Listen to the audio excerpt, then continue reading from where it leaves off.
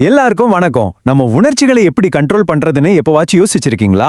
திபோத் மேரிஸோட master your emotions புக்ல அதுக்கான சில சூப்பரான ஐடியாஸ் இருக்கு. வாங்க அதுல இருக்கிற முக்கியமான விஷயங்களை பத்தி பார்க்கலாம். முதல்ல இந்த ஒரு வரிய பாருங்களேன். நம்ம மனசு நினைச்சா சொர்க்கத்தையே நரகமாக்க முடியும், நரகத்தையே சொர்க்கமாக்க முடியும். அடடா, என்ன ஒரு பவர்ஃபுல்லான வரி! இதுதான் இந்த புக்கோட அடிநாதமே. நம்ம உணர்ச்சிகளோட கட்டுப்பாட்டை நம்ம கைக்கு எப்படி கொண்டு வர்றதுன்னு இது அழகா விளக்குது. சரி, உங்ககிட்ட ஒரு கேள்வி. உங்க எமோஷன்ஸ் உங்களை ஆட்டி படைக்குதா?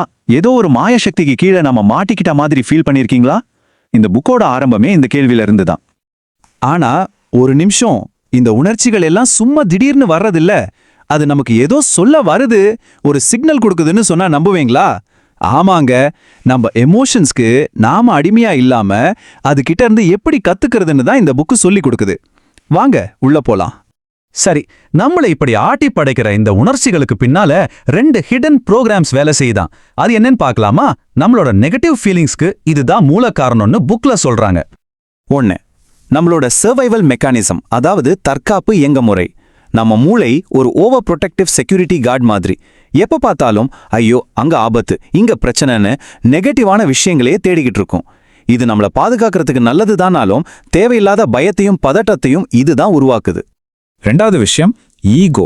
இங்க ஈகோனா கர்வம் இல்ல, அதுக்கு பதிலா நான் யாரு, நான் இப்படித்தான், உங்களை பத்தி நீங்களே உங்க மனசுல ஒரு கதை உருவாக்கி வச்சிருக்கீங்கல்ல, அந்த கதை தான் ஈகோ. சரி, இந்த ஈகோ தன்னோட கதையை எப்படியெல்லாம் காப்பாத்திக்கும் தெரியுமா? எப்ப பார்த்தாலும் மத்தவங்க கூட தன்னை கம்பேர் பண்ணிக்கிட்டே இருக்கும். அதுக்கு எதுலையுமே திருப்தி இருக்காது. இன்னும் வேணும் இன்னும் வேணும்னு கேட்டுக்கிட்டே இருக்கும். மத்தவங்க நம்மளை பாராட்டணும், நாம சொல்றதுதான் சரின்னு ஏத்துக்கணும்னு எதிர்பார்க்கும். இதெல்லாம் தான் பல சிக்கல்களுக்கு முதல் படி. அப்போ பிரச்சனை எங்க ஆரம்பிக்குது? நம்ம ஈகோ உருவாக்கி வச்சிருக்கிற அந்த கதைக்கும் நிஜ வாழ்க்கைக்கும் சம்பந்தமே இல்லாத போதாம். அந்த கேப் அதிகமாக நமக்குள்ள கோபம், வருத்தம், ஏமாற்றம்னு எல்லா நெகட்டிவ் எமோஷன்ஸும் பொங்கி வருது. ஆனா இதுக்கு ஒரு நல்ல செய்தி இருக்கு. கவலைப்படாதீங்க, நம்ம உணர்ச்சிகளை நாமளே கட்டுப்படுத்த நம்மகிட்டயே சில பவர்ஃபுல்லான டூல்ஸ் இருக்கு.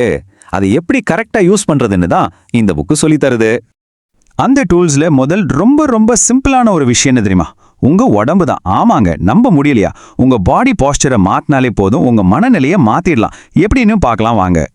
இங்க பாருங்க, ஒரு சின்ன உதாரணம். நீங்க வெறும் 2 நிமிஷம் சோர்ந்து போய் கூன் போட்டு உட்கார்ந்தா போதும், உங்க உடம்புல ஸ்ட்ரெஸ் ஹார்மோனான கார்டிசோல் 15% அதிகமாயிடுமா? அப்படியே அதுக்கு ஆப்போசிட்டா ஒரு கான்ஃபிடென்ட் போஸ்ட்ல நிமிர்ந்து உட்கார்ந்து பாருங்க, உங்க பவர், உங்க எனர்ஜி லெவல் அப்படியே பூஸ்ட் ஆகும். அப்போ நம்ம எமோஷன்ஸை கண்ட்ரோல் பண்றதுக்கு நம்ம கையில 3 முக்கியமான லீவர்ஸ் இருக்கு. 1, உங்க பாடி, அதாவது உங்க போஸ்டர், மூச்சு. 2வது, நீங்க யூஸ் பண்ற வார்த்தைகள். 3வது, ஒரு விஷயத்தை நீங்க எப்படி பாக்குறீங்க, அதுக்கு என்ன அர்த்தம் கொடுக்குறீங்கன்றது. இந்த 3ஐயும் நீங்க மாத்த ஆரம்பிச்சா உங்க உணர்ச்சிகள் உங்க கட்டுப்பாட்டுக்கு வந்துடும். இதையெல்லாம் நீங்க புரிஞ்சுக்க ஆரம்பிக்கும் போதே உங்க பார்வையில ஒரு பெரிய மாற்றம் வரும். உங்க எமோஷன்ஸை பார்க்குற விதமே தலைகீழா மாறிடும். இனிமே அது உங்களை ஆட்டி படைக்காது, நீங்க தான் அதை வழி நடத்த போறீங்க. இந்த ஒரு வரியை நல்லா கவனிங்க. பிரச்சனை உண்மையில இல்ல, அதை நீங்க எப்படி பாக்குறீங்கன்றதுல தான் இருக்கு. அதாவது நமக்கு நடக்கிறது ஒருபோதும் பிரச்சனை கிடையாது, அதை நம்ம எப்படி புரிஞ்சுக்கிறோம், எப்படி எடுத்துக்கிறோங்கிறது தான் எல்லா பிரச்சனைக்கும் காரணம். அப்படின்னா நாம நெகட்டிவ்னு நினைக்கிற கோபம், பயம், சோகம் இதெல்லாம் நம்ம எதிரிகளே இல்ல. அதுங்க நமக்கு ஏதோ ஒரு மெசேஜ் சொல்ல வர மெசஞ்சர்ஸ்.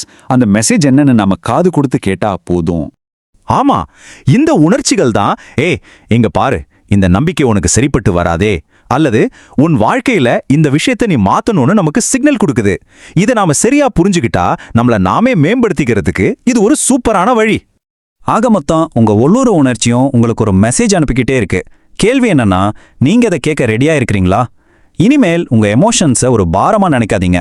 அது உங்க வளர்ச்சிக்கு உதவுற ஒரு பர்சனல் கைடு. அதை கேட்க ஆரம்பிங்க, உங்க வாழ்க்கை நிச்சயம் மாறும்.